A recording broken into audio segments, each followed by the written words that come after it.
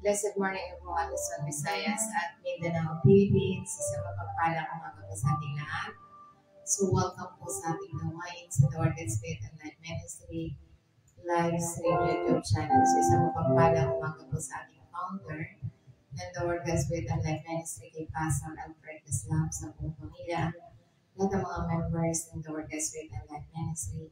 Good morning, good morning. At isang mapagpalang umaga din po sa ating pastor sa Bohol. Kay Pastor Chupil yung ng Bohol, good morning sa Pastor. At then dito sa Cebu, kay Pastor sa Pinyotik. So good morning po sa ating lahat. At sa Claveria, Ali, kay Pastor Dio Kaslaman sa kanyang assistant, kay Pastor Perga Nagarata. So good morning po sa ating lahat. So welcome po sa ating nawain sa The Word Let's Spirit on Life Ministry, live stream YouTube channel at Facebook channel. So isang mapagpalang umaga po sa ating lahat. At isang mapagpalang umaga din po sa ating pastors sa Claveria, Mati, kay Pastor Bernie Sinapunya ng Claveria Mati.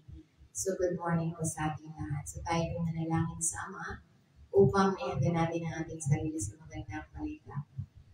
Yes, good morning, Father God in heaven.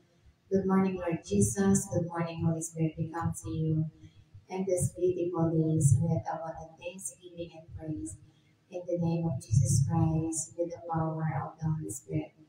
Father, thank you for the great new day with your unconditional love, joy, peace, unity, loving kindness, mercy, miraculous ways in our life, Father. Thank you, Father, God, for giving us strength, courage, understanding, wisdom, knowledge, and Holy Spirit. You're the best teacher of us and knowledge. Yes, my mouth. Just speak your words to everyone. Masalamat, Father, God, sa mensahe na kailangan ng mga anak ng sino mo makatunin ay may buhay at kapangyarihan. Thank you, Father God, sa mensahe. Sa paggamit mo ng aking mga bibig upang mapahayag ng gandang balita. Let their spirit and their life, Father. Thank you, Father God. Thank you, Lord Jesus. Thank you, Holy Spirit. All the glory and honor belongs to you. In Jesus' name we pray. Amen. Praise the Lord. Purihin ang Panginoon. So good morning once again. So ano nga ba yung pagninilay-nilayan natin sa oras na ito? So mahalaga na tayo ay nagninilay-nilay ng magandang balita sapagkat hindi lamang nabubuhay ang tao sa tinapay, ngunit salita na nagmumula sa bibig ng Diyos. Kaya yung ating pagninilay-nilayan, ano ang magiging kahulugan para sa iyong buhay kung alam mo ang Diyos ay sansibuko ang iyong personal na manggagawa. Isipin mo na mamuhay ng malaya mula sa sakit, sa takot ng sakit, alam mo, nasa likod mo ang Diyos. So kaya nga ito'y sinasabi na isipin tungkol tulad ng mga taga-Israelita na nakatayo sa gilid ng dagat na ulang. Nasaksihan lang nila ang mahimalang kapangyarihan ng Diyos at ngayon ay tinitiyak niya sa kanila ang kanyang presensyang nagpapagaling, nagbibigay sa kanila ng pag-asa sa kanilang paglalakbay sa hinaharap. So kaya nga ito yung ating pagninilay-nilayan. Ako ang Panginoon na nagpapagaling sa iyo. Sabi, I am the Lord who heals you, sabi ng Panginoon. Sapagkat ito yung banal na kalusugan at pagpapagaling ng Diyos na nangako siya na aalisin ang sakit ng kanyang mga tao kapag sila ay lumalakad ng tapat na naglilingkod sa Panginoon. So kaya nga ito yung magandang balita na ating pagninilay-nilayan na sabi ng Panginoon, I am the Lord who heals you. So kaya ito yung ating pagninilay-nilayan na mababasa natin sa Exodus chapter 15. Verse 26, sabi niya rito, he said, if you listen carefully to the Lord your God and do what is right in His eyes, if you pay attention to His commands and keep all His decrees, I will not bring you any of the diseases I brought on the Egyptian, for I am the Lord who heals you, sabi ng Panginoon. So kaya nga, ito yung pamilya natin, I am the Lord who heals you. So ito yung sinasabi na obedience to God's command. So kailangan natin yung pagsunod sa mga utos ng Diyos na tinawag tayo ng Diyos na sundin ang kanyang mga utos, sapagkat ito yung sinasabi na tinatawag ng Diyos ang kanyang mga tao upang makinig ng mabuti. Upang makinig ng mabuti, ito ang layunin ng Panginoon na tayo makinig sa kanyang mga utos. Sabi niya, pagagalingin kita sa isang kondisyon, kailangan mong makinig, sumunod. Sabi ng Panginoon, sabi niya sa kanyang mga tao upang makinig ng mabuti, sa kanyang tinig sundin ng kanyang mga utos at gawin ang tama sa kanyang paningin. So ito yung kondisyon ng Panginoon na binibigyan din ito ang kalagahan ng pamumuhay sa pagsunod at paglubay ng Diyos.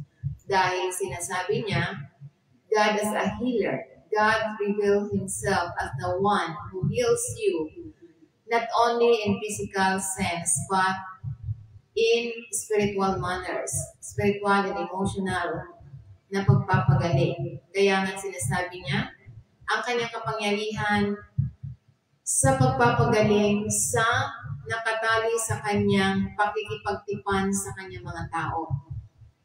So kaya nga ito yung sinasabi na proteksyon sa kapahamakan.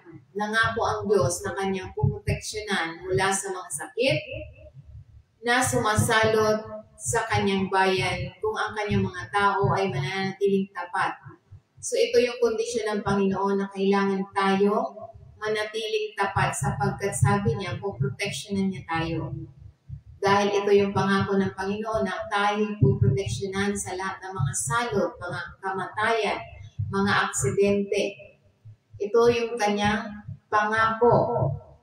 Ang pangako niya na pangangalagaan niya tayo, puproteksyonan niya tayo, kung tayo ay susunod sa kanyang tagubilin, mananatili tayo sa kanyang tapat. So kaya kapag yung mga tao ay hindi tapat, so kaya napapahintulutan ng Panginoon na may mangyaring aksidente, mga sakuna, dahil ito yung sinasabi, ang pagsunod sa mga daan ng Diyos ay nagdudulot ng mga proteksyon, pagpapala at pananggalang laban sa pinsala na maaaring dumating sa mga hindi sumusunod sa Kanya. So kaya yung mga tao na dumarating ang mga pinsala, yan yung mga tao na hindi sumusunod sa kanila, sa Panginoon. According sa Biblia, hindi po ako nagsasabi niyan. So Biblia po ang nagsasabi na yung mga dumarating na pinsala sa mga tao dahil sa hindi nila pagsunod sa Diyos. So kaya pinapahintulutan ng Panginoon na mapinsala, na maaksidente dahil sa hindi nila pagsunod. So yan ang sinasabi sa Biblia. So lahat po ng sasabihin dito mula lamang sa Biblia. Kaya nga, ano ang dapat natin gawin bilang mga believers? Kailangan natin obey God's word. So kailangan natin sundin, sikaping mamuhay ayon sa mga utos ng Diyos. Kaya nga yung ating pamumuhay mula lamang sa utos ng Diyos. Ang ating kaisipan mula lamang sa salita ng Diyos. Ang ating pinag-uusapan mula lamang sa salita ng Diyos. Dahil dito sa salita ng Diyos, kung gusto mong maging mayaman, pag-usapan natin ang kabutihan ng ginawa ng Panginoon ng Diyos sa atin para tayong maging mayaman. Nasa Bible po. Kaya lahat ng ating pag-uusapan, salita ng Diyos, dahil kung gusto mo na maging mayaman, nasa salita ng Diyos, yan ang pag-uusapan natin. Kung gusto mo na maging walang sakit, nasa salita rin ng Diyos. Kung gusto mo na i-enjoy mo yung buhay for the rest of your life, nasa salita ng Diyos. Kaya dapat tayo nagtitiwala na ang kanyang mga daan ay humahantong sa buhay at kalusugan. So yan ang sinasabi. At kailangan din natin na tayo magtiwala sa pagpapagaling ng Diyos. Umasa sa Diyos para sa pagpapagaling, pagpapanumbalik sa lahat ng bahagi ng iyong buhay. Physical man ito, emotional, spiritual, financial, relasyon. So magtiwala tayo sa Panginoon sapagkat ito yung sinasabi na dapat tayo ay hanapin natin ang proteksyon ng Panginoon dahil nangangako siya ang paglakad sa katuwiran na alam na pinoprotektahan niya tayo at pinangangalagaan niya tayo habang sinusunod natin siya. So ito yung pangako ng Panginoon. Kaya kung tayo ay sumusunod, isinasabuhay natin ang mga salita ng Panginoon. Ito yung pangako. Naaalagaan niya tayo, hindi niya tayo pahihintulutan na maaksidente, mapahamak. At sinasabi dito na ito yung pakinabang sa mga sumusunod sa Diyos, kasama ang kanyang kapangyarihan at proteksyon, pagpapala, pagpapagaling, na nagpapatibay sa kanyang katapatan sa mga sumusunod sa kanya. So kaya nga bilang mga mananampalataya, ito yung dapat nating pagnilay-nilayan ng pagtitiwala sa Diyos bilang pinakahuling manggagamot ay tumitiyak sa atin ng kanyang pangangalaga sa ating physical na kagalingan. So walang gastos kapag tayo'y nagtiwala sa Panginoon. Dahil ang pagsunod ay nagdudulot ng proteksyon, kagalingan, tagumpay, at kaaya-ayang buhay. So yung pangako, ang Diyos ang nagpuproteksyon, nagpapagaling, nagpapaunlad at nagbibigay ng tagumpay para sa mga sumusunod sa kanya mga utos. So ito yung kondisyon ng Panginoon sa atin. Kailangan nating sundin. Kinakailangan nating sundin. Mandatory nating sundin. Kaya nga ito yung sinasabi na nasa atin ang pagpili. Kung gusto natin na tayo ay maging pangangalagaan tayo ng Diyos, pagagalingin tayo, pakikinggan tayo sa lahat ng ating mga kahilingan, kailangan nating makinig sa Kanya, sumunod sa Kanya, at gawin natin ang Kanyang salita. Dahil ito yung tapat ang Panginoon sa lahat ng Kanyang mga pangako at pagmamahal sa lahat ng Kanyang ginagawa. So kaya nga ito'y sinasabi ng banal na kasulatan, sinasabi niya sa Psalm 145 verse 13, "Your kingdom is an everlasting kingdom, and your domination endures through all generations. The Lord is trustworthy in all He promises, and faithful in all He does." So ibig sabihin, ang Diyos ay tapat sa lahat ng Kanyang ginagawa. Ang Kanyang kaharian ay walang hanggang kaharian.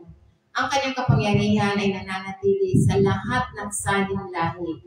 Ang Panginoon ay mapagkakatiwalaan sa lahat ng Kanyang ipinangako. So kaya nga, magtiwala tayo sa walang hanggang kaharian ng Diyos. Ipinapahayag ang walang hanggang kaligtasan ng paghahari ng Diyos na idinidiin ang katatagan at pagiging permanente na hindi nagbabago ang pangako ng Panginoon. Kaya nga, ang Kanyang kapangyarihan ng Diyos ay sumasaklaw sa lahat ng henerasyon na nagpapahiwatig ng Kanyang kapangyarihan sa lahat ng panahon at nilikha. Kaya nga, ito yung Panginoon natin na mapagkakatiwalaan. Ang bawat pangako ng Diyos ay maaasahan at totoo. So sa Diyos lamang tayo magtiwala. Dahil kapag sa tao, nagbabago ang sinasabi ng tao. Ngunit ang salita ng Diyos, ito'y totoo sa lahat ng sumusunod at sumasampalataya. So hindi ito magkakatotoo sa mga taong hindi naniniwala. At hindi yung nagiging against, contradict sa salita ng Panginoon. So hindi ito magiging, hindi ito mabibigyan ng kapangyarihan ang salita ng Diyos sa mga taong anti-Christ, o ibig sabihin, contradict sa lunga sa salita ng Panginoon. So nagiging katotohanan lang to sa mga taong sumusunod, sumasampalataya. So kaya nga kapag sa Diyos tayo nagtiwala, walang gastos. Gagaling ka, walang gastos. yayaman ka, wala kang ilalabas na pera.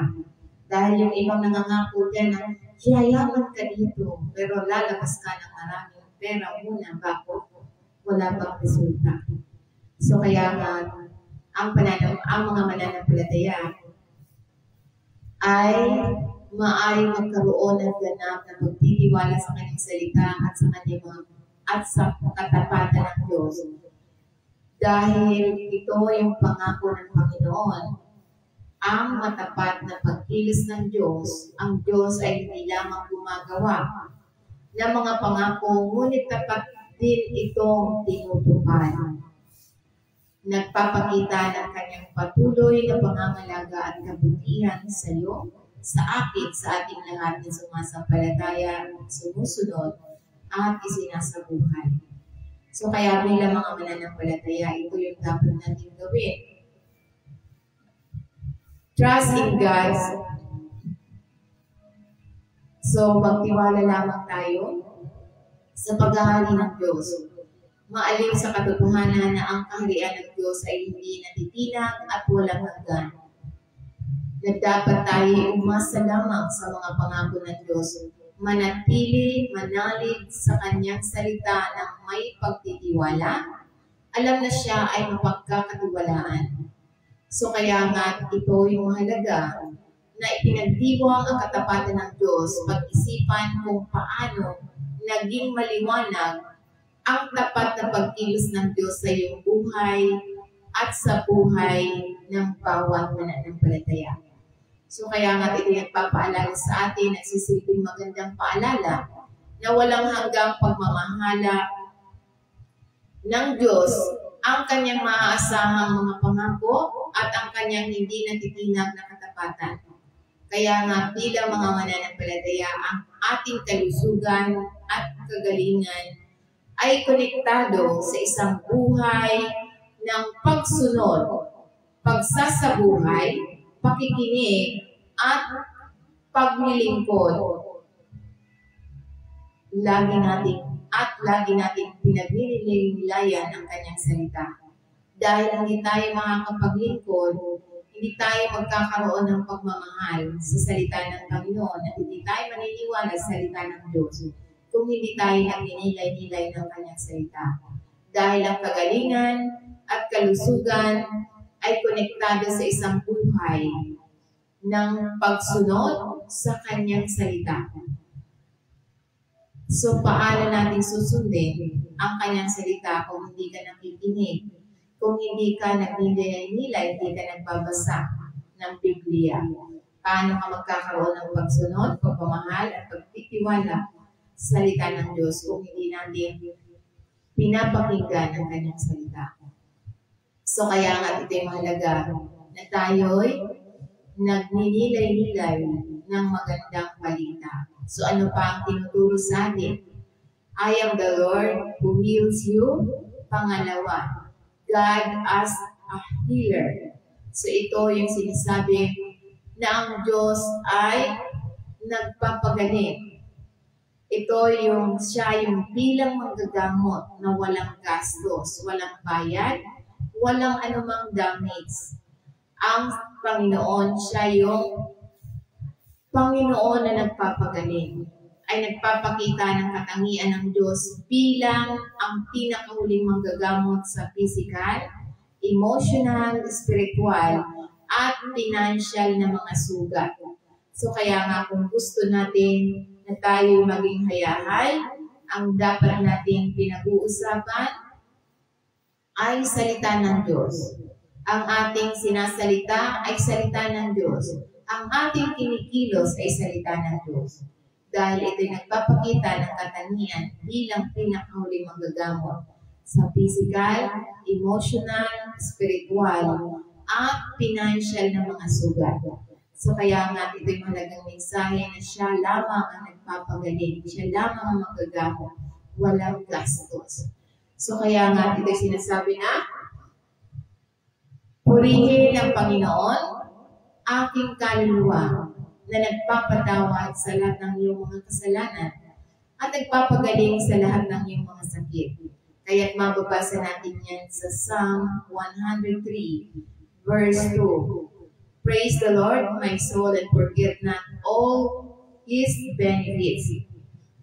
So sa verse 3, Psalm 103 verse 2, kaya ito'y sinasabi na, papuri at pasasalamat na hinihikayat ang bawat sumasampalataya, ang malalim at taus-pusong papuri tulad ng salmesta, taus-pusong papuri para sa kabutihan at mga pagpapala ng Diyos. Ito yung sinasabi sa banal na kasulatan na pagpinilayan sa mga pakinabang ng Diyos ay nagpapaunlad ng pasasalamat at mas malapit na kaugnayan sa Kanya. Kaya sinasabi pa niya sa Psalm 103 verse 3, who forgives all your sins and heal all your diseases. So, ibig sabihin, siya ang nagpapatawad. Siya ang nagbibigay ng kapatawaran sa lahat ng mga kasalanan.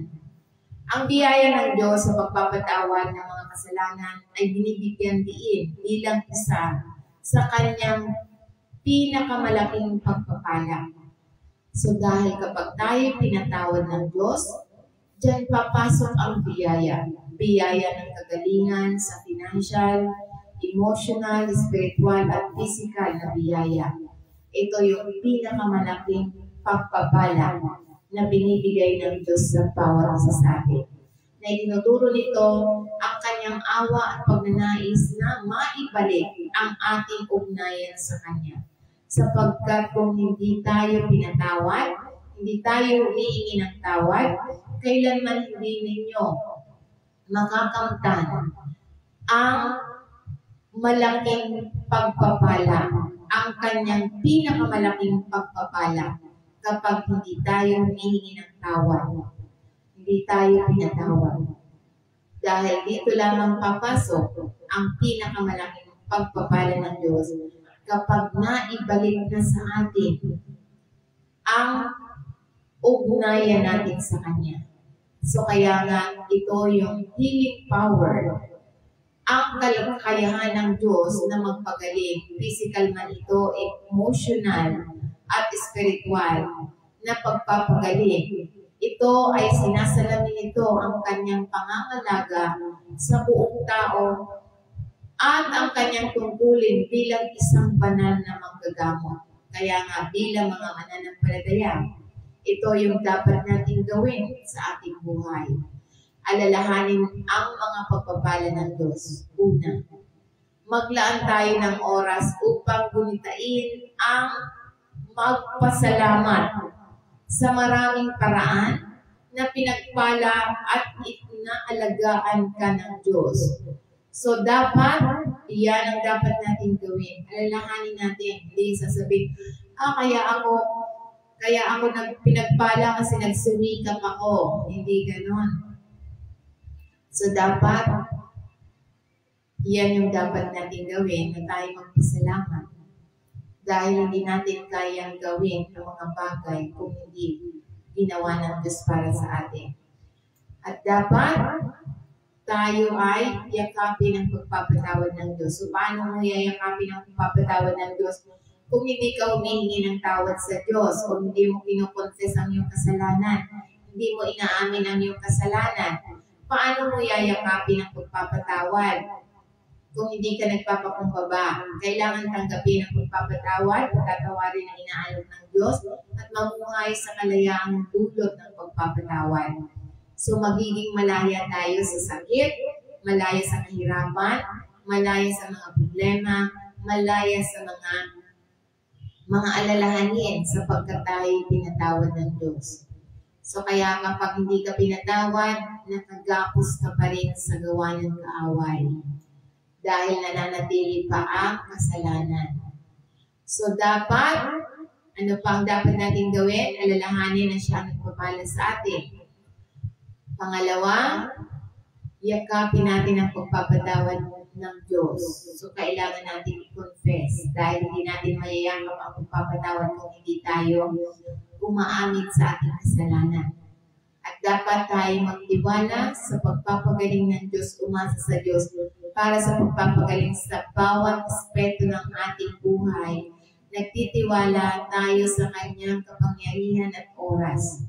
So kaya nga ito'y sinasabi sa banal na kasulatan na isang makapangyarihang paalala na purihin ang Diyos para sa kanyang pagpapatawad, pagpapagaling at hindi mabilang ng mga pagpapalang sa ating buhay.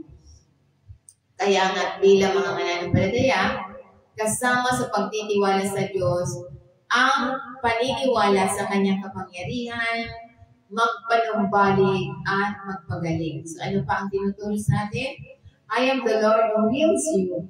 So ito yung sinasabi, pangatlo, a covenant of wellness. So ibig sabihin, ito yung isang tipan ng kaayusan.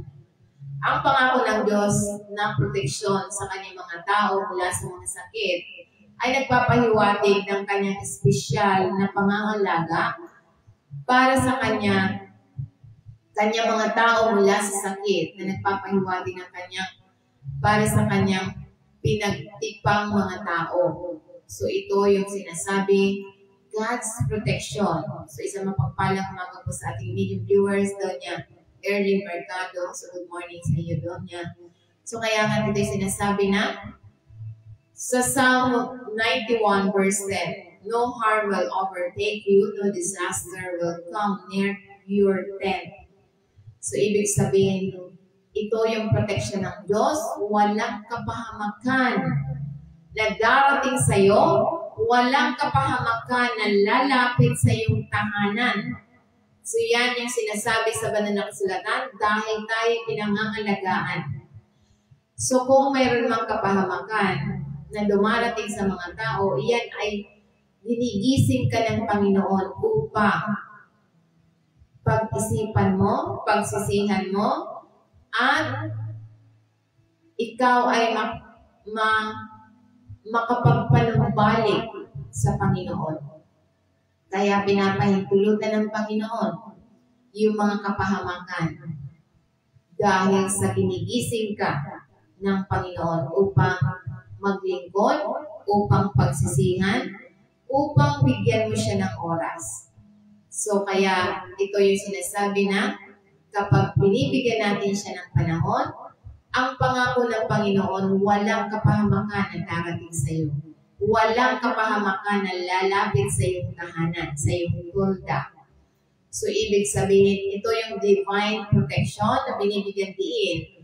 Ang pangako ng Diyos na puproteksyonan na ng kanyang bayan mula sa kapahamakan.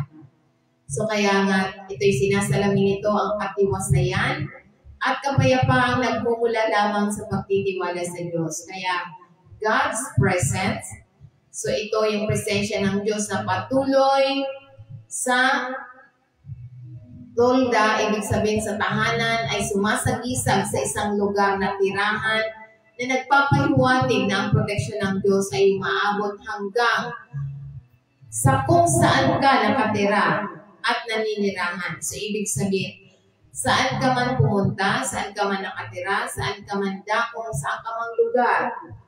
Ito yung pangako ng Panginoon na walang kapahamakan, walang aksidente, walang kapahamakan, walang mga tukso, walang mga hamon na hindi ka iingatan ng Diyos. So, iingatan tayo ng Diyos saan ka man naroon. Yan ang pangako ng Panginoon.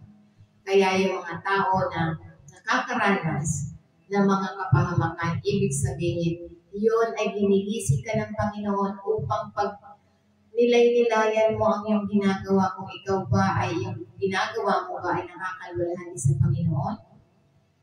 Ginigising ka ng Panginoon upang maglingkod ka at pag nilay-nilayan mo kung tama ba yung ginagawa mo. So kaya nga, ito'y itinatapok nito ang lapit ng pangangalaga ng Diyos sa bawat aspekto ng ating buhay. Na dapat tayo magtiwala lamang sa pangako ng Diyos. Ang mga mananampalataya hindi hikayat na umasa lamang sa pangako ng Diyos para sa kaligtasan, pagpapalaya, kahit na mapanghamong kalagayan. So ipinapakita nito ang kapangyarihan ng Diyos sa lahat ng banta, sa lahat ng mga panganib, ipinapakita ng Diyos ang kanyang pagliligtas sa bawat isa. Kaya nga bilang mga mananampalataya, ito yung dapat natin gawin, rely on God's protection. So kailangan lamang tayo na umasa lamang sa Diyos, magtitiwala sa Diyos sa isang kalasang laban sa pinsala at panganib sa iyong buhay. So, kailangan may time tayo sa Panginoon. Dahil ang pangako ng Panginoon, walang kapahamakan na lalapit sa iyo. So, kung may kapahamakan, ibig sabihin, wala kang nag-ulap na sa Panginoon. Wala kang panahon sa Panginoon. Dahil ito yung sabi ng Panginoon, na po-protectionan niya tayo. Ano pa ang dapat natin gawin? Magpahinga tayo sa kanyang presensya. Makakahanap tayo ng kapayapaan sa pagkaalam na ang proteksyon ng Diyos ay pumapalibot sa iyong tahanan at sa iyong mga mahal sa buhay. So yan ang sinasabi sa banal na kasulatan. Kaya nga mahalaga na tayo naglilingkod sa Panginoon. Dahil napakadami ng mga gawa ng kaaway na naglipanas sa libunan. So kailangan natin ng proteksyon na lumakad ng may pananampalataya. Mamuhay ng may kumpiyansa na naniniwalang binabantayan ka ng Diyos. Anuman ang mga pangyayari, binabantayan ka ng Diyos. Yan ang dapat natin panghawakan. Dahil tayo nagtitiwala, ito yung assurance natin. Assurance ng Diyos, assurance natin sa Diyos, ito yung katiyakan ng kapangyarihang proteksyon ng Diyos na nag-iikayat sa mga mananampalataya na makakahanap ng katiwasayan sa kanyang pangangalaga. Kaya nga bilang mga mananampalataya, ang paglakad sa mga daan ng Diyos ay tumitiyak sa kanyang banal na pagtatakip at pangangalaga. So kaya nga ito'y sinasabi na siya lamang ang nangangalaga sa atin. Kaya nga bilang mga mananampalataya, kailangan natin gawin sa ating pang-araw-araw pamumuhay, walk in obedience. So kailangan natin lumakad sa pagsunod. Iayon natin ang ating buhay sa salita ng Diyos. Iayon natin ang ating buhay sa salita ng Diyos. Sa ating pananalita, salita ng Diyos. Sa ating iniisip, salita ng Diyos. Sa ating kinikilos ay salita ng Diyos upang maiayon natin ang ating buhay sa salita ng Diyos. Pinipiling mamuhay ayon lamang sa kanyang mga utos. Kaya kung gusto natin na mamuhay ayon sa kanyang salita, ang pag-uusapan ay salita ng Diyos. Ang iisipin ay salita ng Diyos at ang ating ikikilos ay salita ng Diyos upang maiayon natin ang buhay natin sa salita ng Diyos. So dahil ito yung utos ng Diyos sa atin. Kaya nga mahalaga, sabi niya sa Luke chapter 11 verse 28, Blessed are those who hear the word of God and obey it. So ibig sabihin, ito yung sinasabi na nagbibigay diin sa kalagahan ng hindi lamang nakikinig ng salita ng Diyos, kundi aktibong pagsasabuhay nito. Na binibigyan diin ng Panginoon Kristo na ang pagsunod sa Kanya bilang ang landas tungo sa tunay na pagpapala. Tunay na pagpapala. Ibig sabihin, pagpapalang complete. Complete healing, pagpapala sa spiritual, physical, financial, at emotional na pagpapala. Ito yung tunay na pagpapala na binibigay ng Diyos dahil sa pagsunod natin. Ito yung kondisyon para tayo pagpalain sa financial, spiritual, physical, at emotional na pagpapala. Kailangan natin sundin ang salita ng Diyos. Na hinihimok ang mga mananampalataya na isama ang mga duro ng Diyos sa kanilang pang-araw-araw na buhay at mga aksyon. So kaya nga bilang mga mananampalataya, ito yung magtiwala sa kapangyarihan ng pagpapagaling ng Diyos, umasa sa Diyos bilang isang manggagamot sa mga oras ng physical, emotional, financial, at spiritual na paghihirap. So umasa lamang para sa mga pagpapala. Kapangyarihan ng pagpapagaling ng Diyos. Dahil sinasabi niya sa banal na kasulatan sa Psalm 147 verse 3, He heals the broken-hearted and binds up their wounds. So, ibig sabihin, ito yung sinasabi, ang kapangyarihan ng Diyos sa pagpapagaling, lalong-lalo na sa mga nasusugatan or nasugatan sa damdamin or nagdadalamhati, na tinitiyak nito sa bawat mananampalataya na ang Diyos ay malapit sa kanila, sa kanilang sakit, at handang ibalik at aliwin sila ng Diyos, na sinasalamin ito ang kanyang malalim na habag at pangangalaga sa mga babag ang puso, sa mga naghihinagpis, sa mga broken-hearted, sa mga sawi sa pag-ibig, sawi sa lahat ng mga pangangailangan, sawi sa financial, spiritual, physical. So kaya nga't emotional. So kaya nga't ito'y sinasabi na iwasan ang spiritual na kapabayaan. So kaya't iwasan natin. Bigyang pansin ang mga tagubilin ng Diyos na tinitiyak na manatiling buo ang ating spiritual at physical na kagalingan. Sapagkat kapag malakas ang ating spiritual, ang physical na kalusugan ay magiging malakas din. Kaya nga sinasabi niya sa James chapter 1 verse 22, do not merely listen to the word and so deceive yourself. Do what it says. So, ibig sabihin, huwag lamang tayong makinig ng salita ng Diyos. Kaya ninyong dayain ang iyong sarili. Gawin ninyo ang sinasabi ng salita ng Diyos. So kaya nga ito'y sinasabi na binibigyan din ng kalagaan ang pagiging tagatupad ng salita ng Diyos, hindi lamang tagapakinig. Ito'y nangangailangan ng aktibong pagtugon sa mga turo ng Diyos, na nagpapaalala sa mga mananampalataya na ang tunay na pananampalataya ay pinapakita sa pamamagitan ng mga gawa, hindi lamang kaalaman o pagkilala. So kailangan natin isa isip, isa puso, isa buhay. Kaya ang ating pananalita ay salita ng Diyos, ang ating pag-iisip salita ng Diyos, at ang ating pagsasabuhay ay salita ng Diyos, kilos. So kaya nga bilang mga mananampalataya, ngayon, inaanyayahan ka ng Diyos na magtiwala sa Kanya bilang manggagamot. Makikinig ka ba sa Kanyang salita? Lumakad ka ba sa Kanyang mga daan? At maranasan ang Kanyang mga pagpapagaling at proteksyon sa bawat bahagi ng iyong buhay.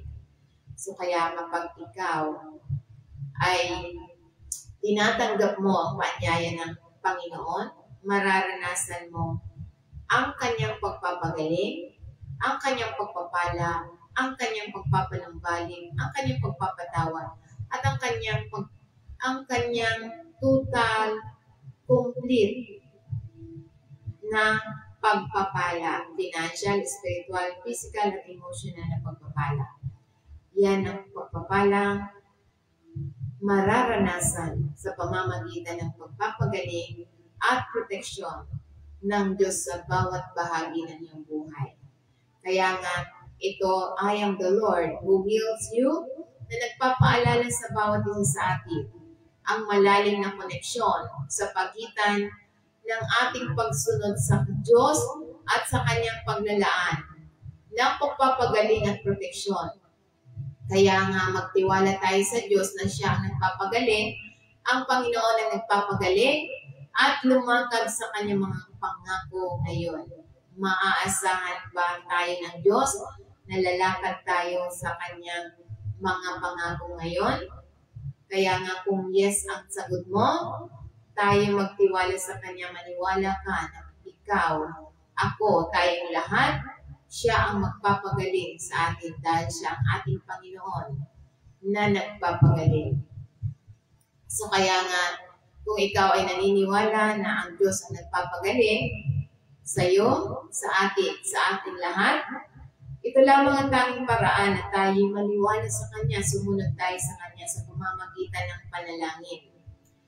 Repeat after me, sundan natin ang panalangin ito na Siya ang nagmamayari ng ating buhay, Siya ang ating Panginoon.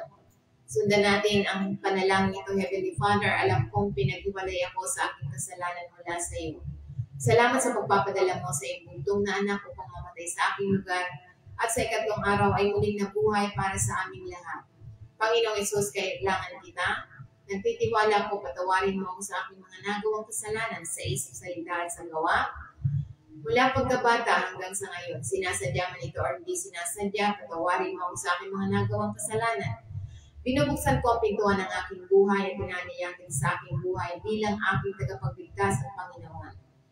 Salamat sa pagtanggap mo sa akin sa iyo walang hanggang pamilya. Salamat ikaw po ang mag-ari sa trono ng aking buhay at sulat mo ang aking pangalan sa aklat ng buhay at mamuhay ako ay sa iyong kalooban. Ito ang aking dalangin sa pangalan ni Jesus. Amen. Praise the Lord. Purihin ang Panginoon. So good morning po sa ating lahat. So maniwala po tayo ano man yung ating karanasan. Nais natin ng kagalingan, financial, spiritual, ng physical na pagpapala, ng kagalingan. Maniwala lang po tayo sa Panginoon na siya ang Panginoon na nagpapagaling sa iyo, sa akin, sa ating lahat. So manalangin tayo, maniwala ka na ang Diyos ang nagpapagaling. Siya ang nagbubugkas, palad, na humahantong sa kasaganaan. Kasaganaan ng pagpapagaling, pagpapanambaling, pagpapatawad, at financial, spiritual na pagpapala sa ating lahat. So manalangin tayo, yes, Father God, in the name of Jesus Christ of Nazareth, with the power of the Holy Spirit. Salamat, Ama, sa salitang ipinaalala mo sa bawat isa sa amin, ikaw ang Diyos na nagpapagaling sa iyong bayan. Kaya salamat, Ama, sa punong-puno ng biyaya, kagalakan, kasiglahan, salamat sa kalakasan, at pag-iingat mo sa bawat isa sa amin. Salamat, Ama. Lahat ng aming mga mansabuhan, mga kapatid sa pananampalataya, lahat ng mga magulang, mga anak, salamat, Ama. Ano man ang kanilang mga dalangin, salamat, Ama, na million blessing ang natanggap ng ating mga kapatid. Sa bawat salita mo ay nananatili sa bawat isa upang lagi nagtatagumpay sa gabay ng banal na Espiritu na tuturo sa amin ang tamang landas upang kami mamuhay sa iyong pamamaraan na complete na pinagkaloob sa bawat isa sa amin sa pamamagitan ng iyong pag-ibig na walang pagkukulang sa mga pagpapalang milyon na pagpapalang financial, milyon na pagpapalang physical na pagpapala, emotional, at spiritual na pagpapalang ibinubuhos mo sa bawat isa sa amin ang mga pagpapala na wala ng sapat na silid na malalagyan sa mga pagpapala na pinagkaloob mo sa bawat mga kapatid ko sa pananampalataya na sumusunod at sinasabuhay ang salita, lalo na sa The Word, God's Spirit, and Life Ministry. Sa lahat ng mga anak sa Luzon, Visayas, at Mindanao at Boulevard, sa lahat ng mga namumuno sa iyong panghalaan, mula sa pinakamataas hanggang sa pinakamababang posisyon. Salamat, Ama, na itinuturo mo ang tamang direksyon ng tamang landas tungo sa iyong kalwalhatian, Panginoon. Salamat sa mugtit na pagpapala, siksik, liglig at umaabot ng pagpapala na pinagkaloob mo na mananatili hanggang sa iyong pagbabalik. Thank you, Father God, sa pagpapadala mo ng million viewers, subscriber at mga disipulo sa iyong gawain sa The Word, God's Spirit, and Life Ministry dito sa lugar na ito at sa ating YouTube channel and Facebook. Thank you, Father God, na maraming makarating ang iyong mensahe sa million viewers, subscribers, sa iyong mga disipulo dito sa ating gawain, na makarating ang iyong mensahe sa pamamagitan ng iyong lingkod ng pagpapahayag sa paggamit mo sa aking mga bibig na upang ang bawat salita na magpapakinggan sa paggamit mo sa aking mga bibig ay hanapin nila ang bawat salita mo, Panginoon. Na hindi sila makontento sa kanilang buhay spiritual, na hindi nila napapakinggan ang iyong salita mula sa aking mga bibig sa paggamit mo sa aking mga bibig. Thank you, Father God. Salamat, Ama, sa paggamit mo sa aking mga bibig na upang hanapin ang bawat isa ang iyong salita mula sa iyong lingkod na ipinapahayag ang iyong salita. Thank you, Father God, sa pagpapadala mo ng hilong-hilong na makikinig at mga disipulo sa iyong gawain. Thank you, Father God. Thank you, Lord Jesus, sa divine protection, ng trabaho ng negosyo, mag-travel ng iyong mga anak. Salamat sa safe and sound, lalo-lalo ng aming mga mahal sa buhay, lahat ng mga connected sa The Word, God's Spirit, and Life. Thank you, Father God, sa complete healing from head to foot. Ikaw lamang ang the best na nagpapagaling, nagpapanambalik, nagpapatawad, at nagbibigay sa pamamagitan ng iyong biyaya na wala nang sa pagkasilid na kalalagyan, biyaya ng proteksyon sa iyong mga anak. Thank you, Father God. Thank you, Lord Jesus.